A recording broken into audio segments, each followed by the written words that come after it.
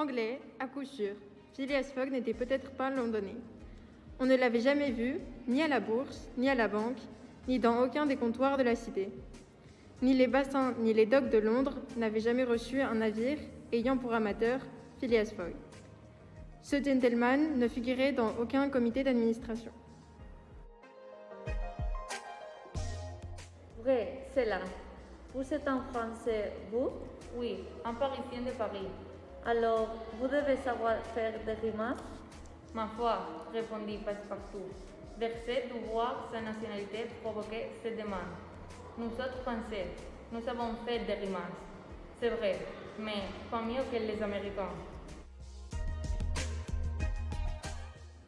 La distance entre Suez et Aden est exactement de 1310 000 et le cahier des charges de la compagnie alloue à ses paquebots un laps de temps de 138 heures pour la franchir. Le Mongolia, dont les feux étaient activement poussés, marchait de manière à devancer l'arrivée réglementaire. Le Mongolia ne devait arriver que le 22 octobre à Bombay. Or, il est arrivé le 20. C'était donc depuis son départ de Londres. En temps de jour que Phileas Fogg inscrivit méthodiquement sur son itinéraire à la colonne des bénéfices.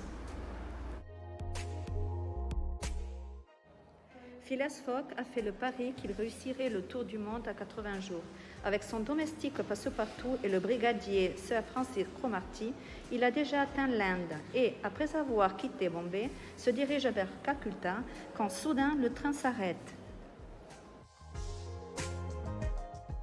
Or, c'était dans une des nombreuses tabagies de ce genre qui pullulent, même à Hong Kong, que Fix et Passepartout étaient entrés avec l'intention de se rafraîchir. Passepartout n'avait pas d'argent, mais il accepta volontiers la politesse de son compagnon, quitte à la lui rendre en temps et en lieu. Évidemment, il y aurait 24 heures de retard à Yokohama, mais pendant les 22 jours que dure la traversée du Pacifique, il serait facile de les regagner.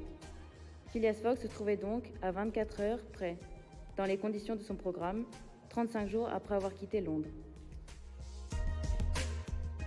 San Francisco présentait l'aspect d'une grande ville commerçante.